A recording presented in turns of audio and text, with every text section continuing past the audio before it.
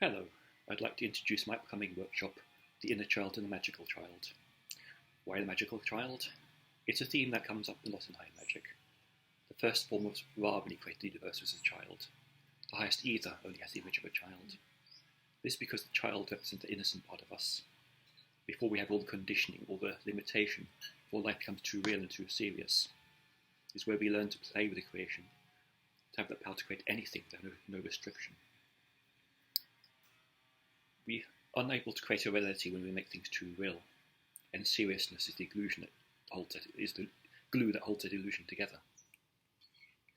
So we have to begin by healing the inner child, so that the magical child can come out and play.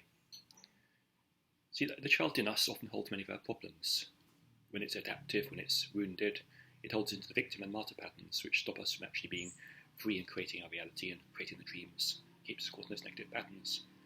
So if you look at it, the child is very important to deal with. So we're going to begin by healing the inner child, so we can play again, making life less serious, so we can wake up the inner child, wake up the magical child, to reach that position of magic where we can see everything as simply our creation, nothing too serious, nothing too real.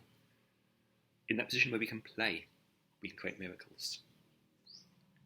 So during this workshop, I'm going to be doing some exercise with you to heal the inner child, but also then some meditations and attunement to wake up the magical child. We're doing attunement to the child Ra. So we'll be waking this innocent magic in you, which is playful, non-serious, but can do anything.